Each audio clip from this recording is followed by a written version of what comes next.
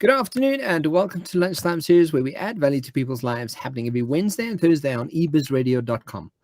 You can catch the Lunchtime series on all your major podcast channels, and to help us grow the channel and add more value to people's lives, guys, please follow, like, and share today's conversation.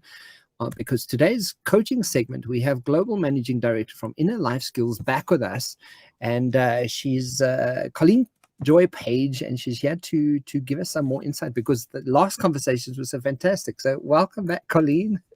Thank you so much, Kevin. It's always a pleasure to have a conversation with you. And is it what's the best? Is it Colleen-Joy or do you just Cole? Kind of like what's your? Yeah, friendly is Cole. Colleen is if I'm in trouble, and on my birth certificate says Colleen-Joy, and it's my brand. Yeah. So let's do with Cole because I wanted to be friendly. Yeah. Okay. Cool. Cole. So I mean, we have spoken about the Enneagram, had really fantastic eyeballs on that program, and had so many people looking and learning from that. And then we touched on wisdom and what that looked like. A fantastic conversation. I loved having that conversation. I refer back to it. But today we're sort of shifting into more of, if I can say, sort of a business space, right? And really looking at some of the challenges that are faced, that leaders face in the world today. So don't you want to just, before we start, just kick it off with a bit of a preface of what we're going to be talking about and sort of an outline? Sure.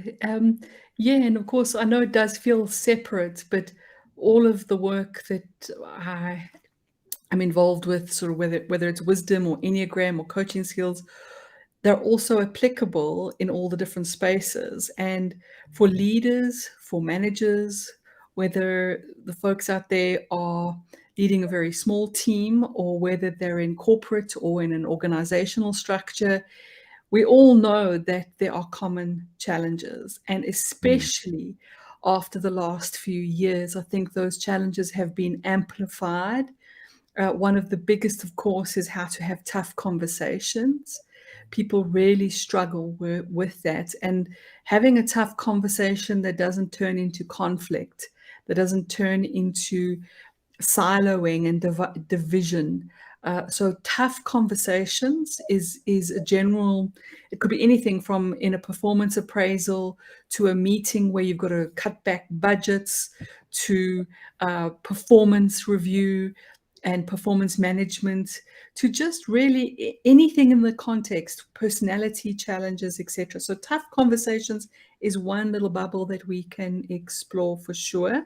And then not totally unrelated is morale boosting, how to motivate, how to inspire, how to pick people up when they're really feeling down. That's another area.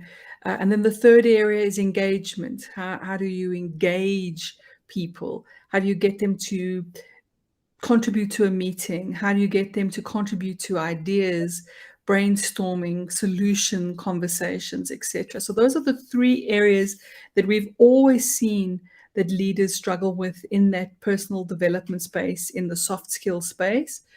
But in the last 2 years, it's you can multiply it by 100, I reckon. Cole, I'm so glad that you mentioned. I think because there's been so many, just in the last few years, so many people writing and from a very learned perspective about the importance of soft skills. And I think what we've noticed in the world currently is that we all know that empathy is one of those soft skills that leaders really need to have as one of their skills in their toolbox. Now, I remember doing training with a call center once, and kind of not considering how confidence would influence the actual sales element, and we were strictly like working on sales, and I thought, you know what, I'm just going to put this confidence thing in here and not tell them about it. And ninja coaching. They kind of went, wow, this is so amazing that we can actually cultivate confidence. And I gave them a proper little strategy that they could use. And the feedback was so important, and or so amazing. And to that point, I think leaders today really need to hear and acknowledge that soft skills that we need are really becoming the skills that are leading businesses today. Yeah, make or break, in fact, often. Yeah. So, I mean, what mistakes do leaders make when they need to have tough conversations at work? So, give us some Mhm. idea of, like, what are those mistakes that leaders often are doing? Well, I'm going to jump or start us off with one or two little practical coaching mistakes that are perhaps easy sound bites for the listeners to grab and start implementing straight away. So here's a small, quick one. We tend to we're taught to listen, right? And we're taught that we should be better listeners. And of course, in tough conversations, it becomes even more important, because the moment there's a bit of stress in the conversation, we tend to stop listening. We're listening to our own thoughts and our own position. So quick takeaway is what we call backtracking, which is a coaching skill. A lot of folks are taught to use reflective listening. A lot of managers are taught reflective listening. But the old-fashioned way of listening in a reflective way, or active listening, is that you hear what somebody has said, and then you do any of the following. You say, "So if I understand you correctly," or "So if I hear you." There's that kind of preamble, which is very 80s, if I might say. It's a little, and it's not wrong, but Yeah. it tends to, especially when used more than once, it tends to create actually a subconscious cue for those that we are leading, that we're not listening because we keep having to say, "So if I hear you, so if I understand." We can trim that back like pruning a garden, right? Just take that away. I know it can be a crutch as well for a lot of people. It can be a habit. So take that away. Second mistake is we tend to substitute what we're hearing in our own words. Some people are even taught to do that. And it's actually not a great idea. If somebody says to you, "I've really got a lot to do," and we go, and we make an assumption about what they mean, and we summarize in our own words, and we say, so you're not coping. You're stressed. It actually can break rapport. Yeah. So, so please don't summarize in your own words. Also, making endless summaries of what people are saying, trying to repeat whole entire sentences back to them, is also not great. So the simpler, so here's the solution. The simpler method we call backtracking. Yeah. And it's terribly easy, but it's a habit that needs to be repeated.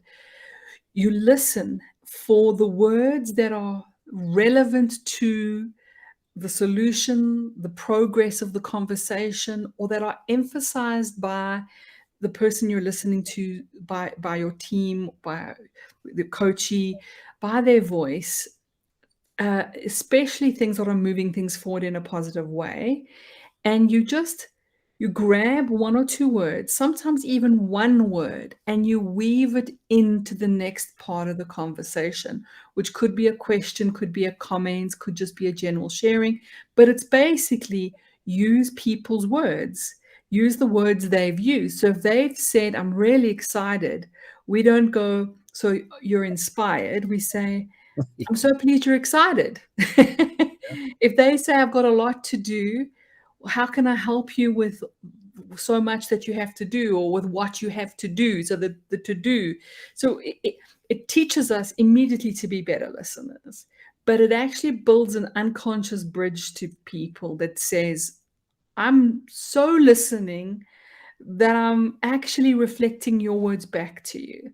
So that's a simple, easy one. There are more advanced ideas that we can go into if you'd like, Yeah. but that's a quick, immediate. I'm listening, and in tough conversations, that becomes exceptionally important. Yeah. Shall I go into a little bit more of an advanced thing around tough conversations? I mean, because you guys, you train managers in coaching skills. you and your team do this, that you know Yeah, you kind of show people how to be better at doing it. So absolutely. when you're having those tough conversations, what is a bit of a more important one? Because there's one that sort of sticks out for me, but I'll wait. Yeah, maybe it's what I'm going to say now, right? Yeah. So, okay, so there's two elements to this. When we're in a tough conversation, we tend to plant a flag. Now, what I mean by that is we take up our position Yeah. and then we guard it, we defend it, we build a fortress around it, and it becomes about being right. And a coaching philosophy is to rise above that and to actually hold the highest vision, the highest intention, instead of the personal right, wrong, flag in sand position. And that's really could be a really wonderful definition of a true leader. The leader is able to rise above the polarities that are showing up. Because what we mean by polarities, like in any tough conversation, there are usually polarized positions. There's try something new, keep things the way they are. There's I want you to improve in something that you're doing, and the opposite is that you're sliding, that you're dropping balls. So there's always some kind of polarity. Sometimes it's an internal polarity.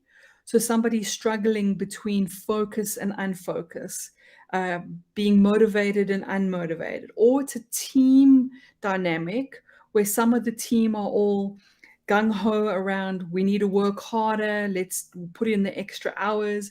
And the other guys are protecting their work-life balance and leaving early or not performing as well. And it sets up a tension. So we use the metaphor of a kite. It's an inner life skills process.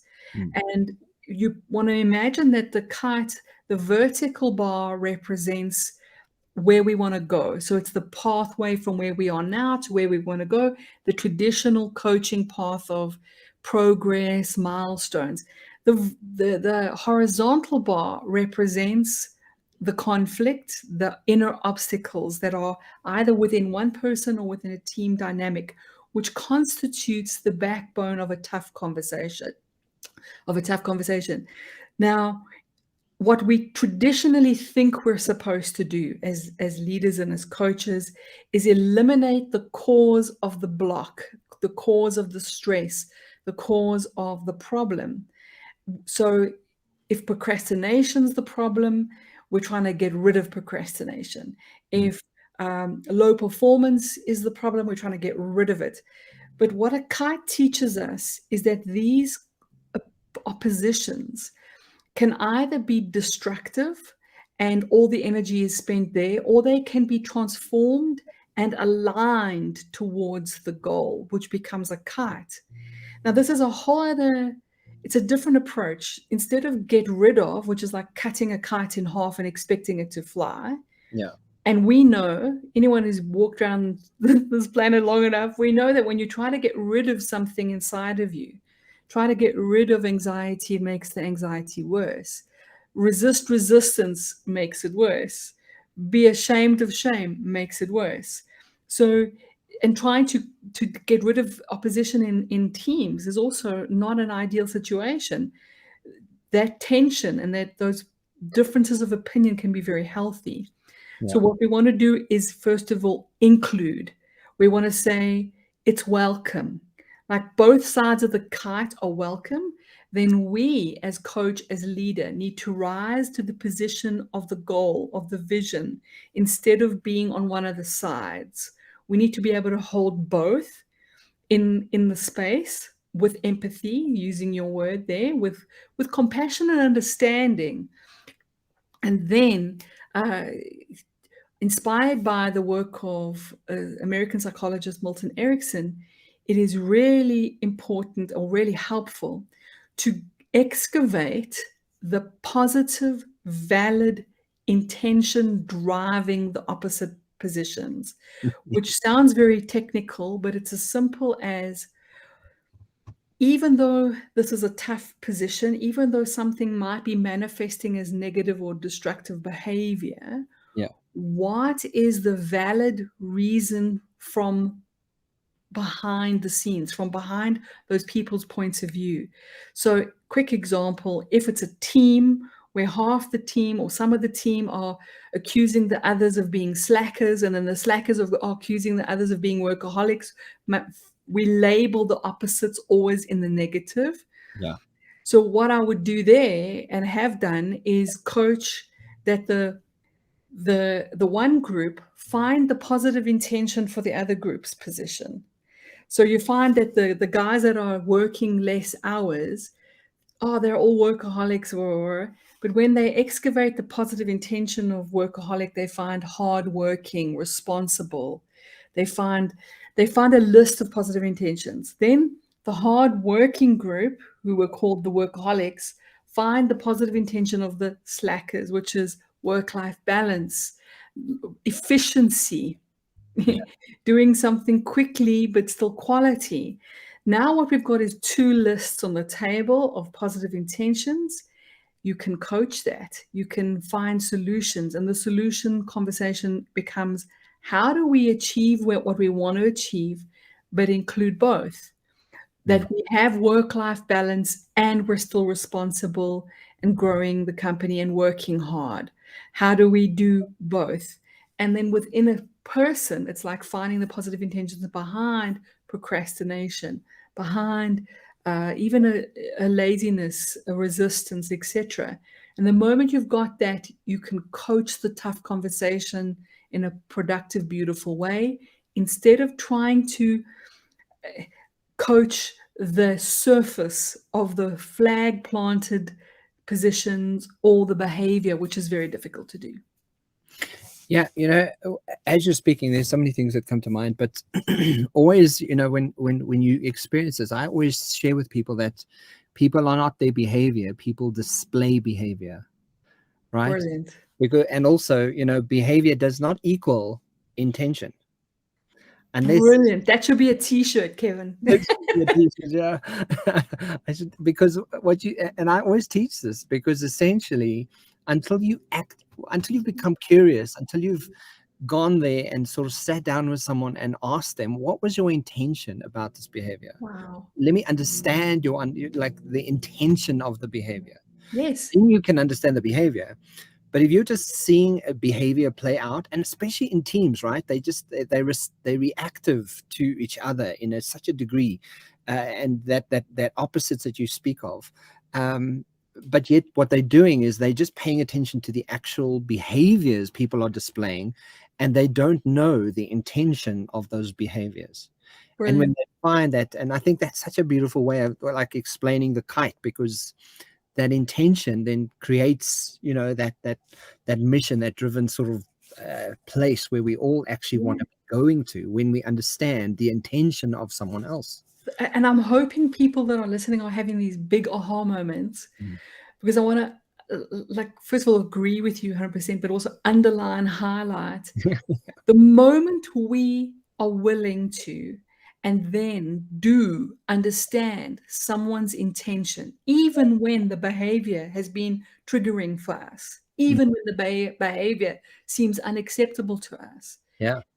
That is the how behind understanding. That's like, oh my word, now I understand. And with that understanding, not only can we move forward, it creates empathy, it creates compassion, and it creates something that you can actually work with, instead of, gosh, that surface behavior versus behavior. I'm showing my age. Spy versus spy. Remember those cartoons? It's just one. And everyone's just planting their flags, defending their position. My behavior is justified, but no one gets to, well, I want to understand where you're coming from. I want to understand what's driving that behavior. And the astonishing thing, as I'm sure you've seen, is that it's always valid for that person. It's always, we might not understand it at all. And of course, Enneagram personality is another way to shortcut understanding why people do what they do from a personality point of view. But we don't understand. It's like, why on earth would you do that? Why? Because we only see through our lenses. And Mm. if you're willing to take that little journey and just go, oh, wow, now I see why you do what you do.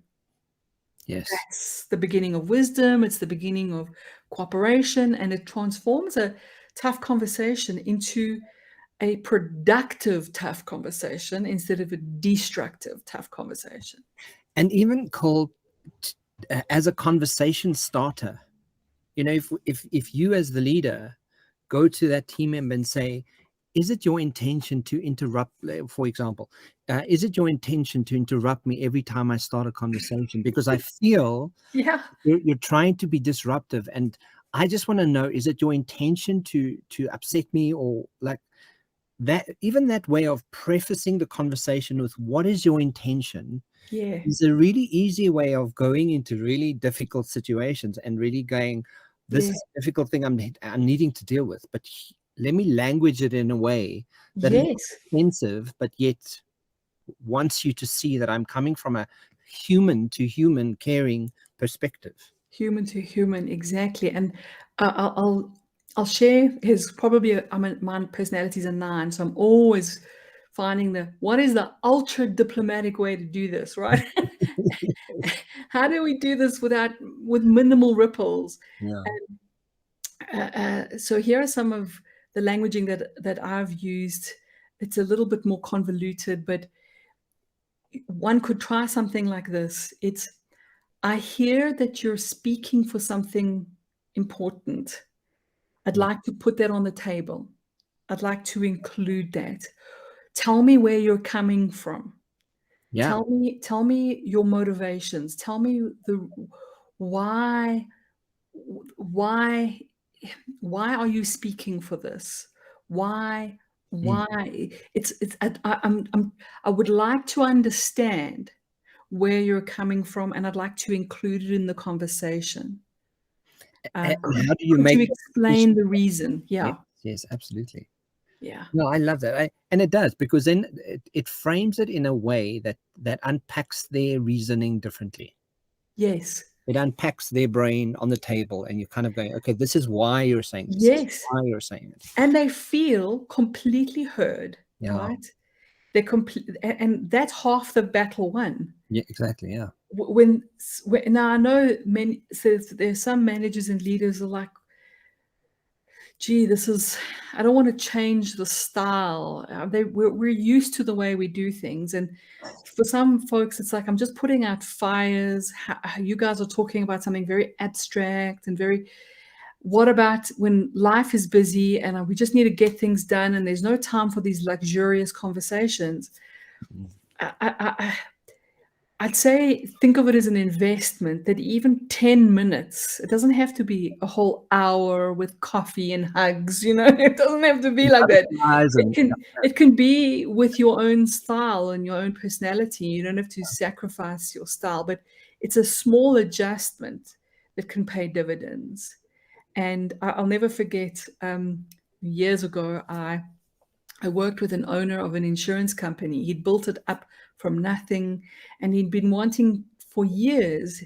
He'd built it to sell it eventually he built it as an asset worth selling, but he couldn't unplug from his own business because he was entangled and basically hadn't empowered his teams. And coaching skills and learning how to do have these tough conversations, learning backtracking and how to work with kite and all sorts of other things. Within 3-4 months, he phoned me up and he said, I can now sell my business because now and he's an 8 on the Enneagram, quite a direct guy. And he just saw that it was worth the investment of plugging 10 more minutes into a conversation and changing some of his habits of communication so that suddenly his teams were empowered. They felt heard, they felt seen, they started being more proactive, more productive, they started being more autonomous.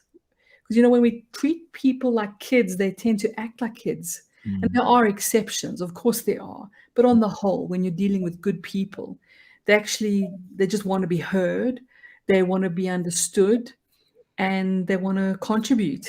to something meaningful. Yeah. Cole, so quick, and I just want your frame on this, because what Yeah. stands out to me is one of the things that also creates friction, from opposing sides, is the chunking of language or chunking of information.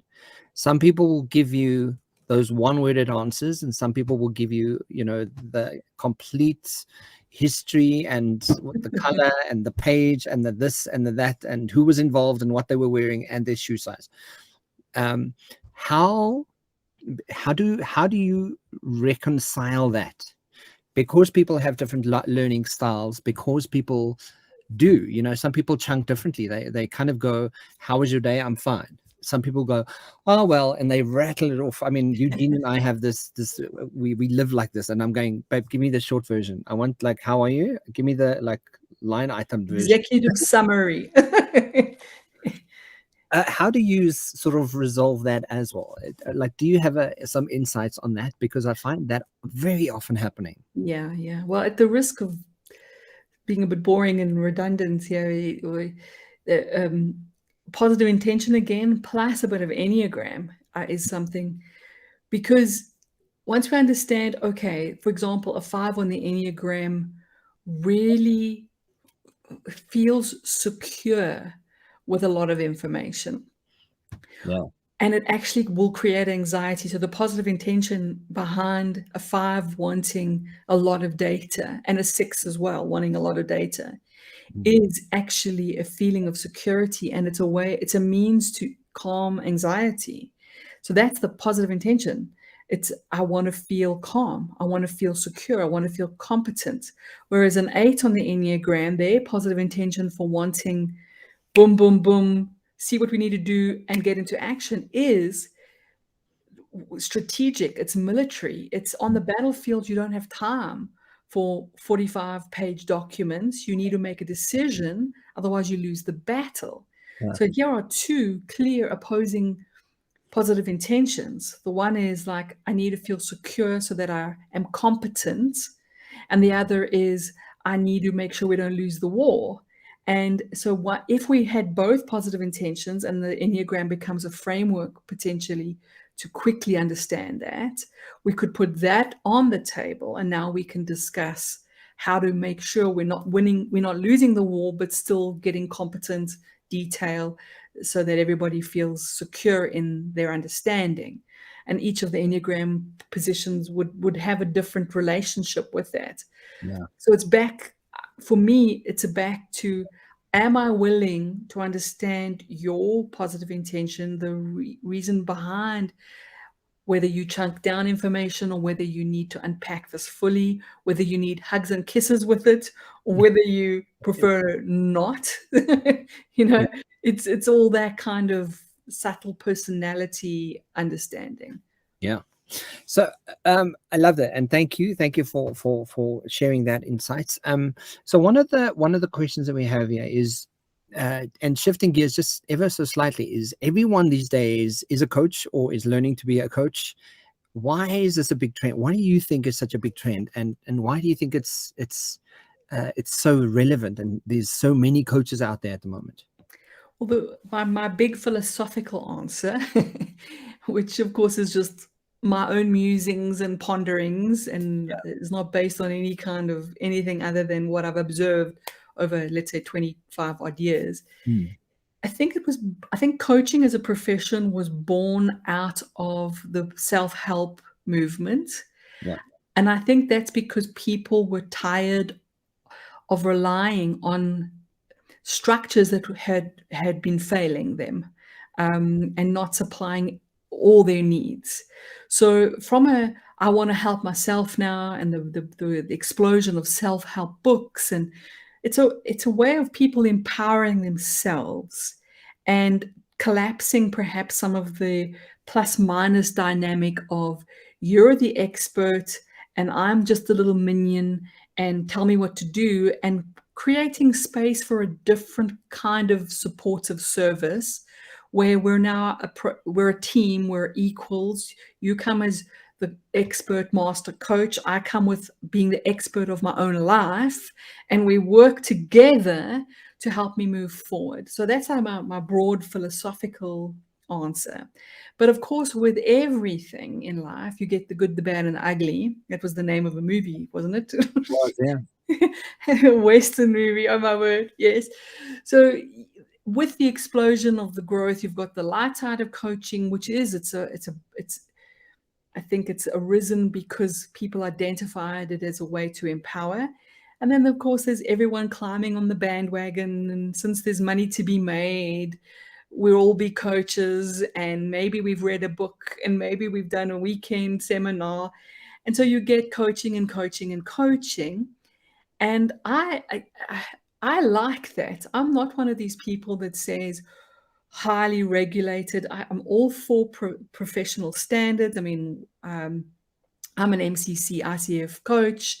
Have written, and my company delivers an ACTP ICF program. We adhere to all their code of ethics, all of that. So I'm all for that. But in true kite style, I don't like extremes on both sides. I'm really for that Zen middle path, which is, there's also a benefit for having room for creativity, room for experimentation, room for individuality. So I think there's an explosion of coaching because it's about how do I help people to help themselves. And in that context, because coaching is a plug and play profession, and I call it that because it's skill sets that you can plug into managing, you can plug into parenting, you can plug into your own path as a coach, building a business. It's a career path for some. It's a communication skill set for another. I think people don't realize how pliable it is. And that's, of course, why it's all over the place.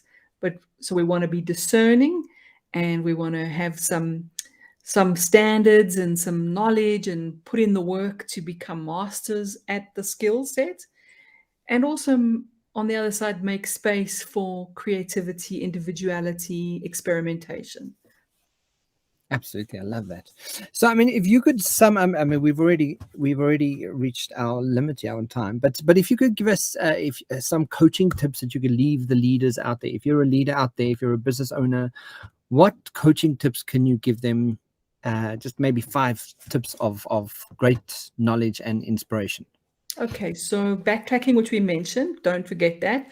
Find the positive intention, don't forget that. Another one of my favorites is called deepened value, or I call it deepening the value, which is don't bring your why to the table to motivate other people. Our why, our reason could be inspiring. You know, Simon Sinek, share your why. That's great. Yeah. But if you want to motivate other people, find their reason. Find what truly inspires them to move forward and leverage that.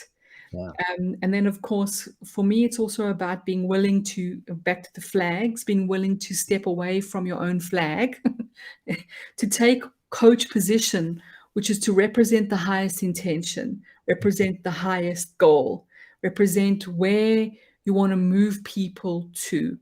And then let's just throw in the Enneagram. Why not? You wanted 5. I hope it's 5. Did I add properly? It's worth learning the Enneagram as a way to, not as an excuse for behavior, but as a way to truly get each other. And for teams, it's also a way to have the language of personality without pointing fingers at people. So it becomes, okay, let me understand that I'm dealing with a 2 on the Enneagram, a 3 on the Enneagram. I've immediately got insights, and we can put that on the table instead of, you did this and I don't understand why you did that. It becomes a personality conversation with a little bit of space, which makes, okay, I'll end off with, don't take personality personally. Then we can coach that for sure. Absolutely. Thank you. That was a fantastic conversation, as always. Pleasure. Guys, if you want to catch the Lunchtime series, it happens on eBiz Radio every Wednesday and Thursday on ebizradio.com. And you can also check it out on all major podcast channels. If you want to get a hold of Colleen-Joy Page, it's a tongue twister there. She's the Global Managing Director of Inner Skills International. Just to end off, Colleen, people can study at your business, at your company. and upskill themselves and study with you, don't you want to just give them a bit of insight on that and where they can go? That's very kind, Kevin. Yeah, innerlifeskills.com. There's a contact us button. We've got a little button there for if you want organizational team development. Otherwise, we've got public programs.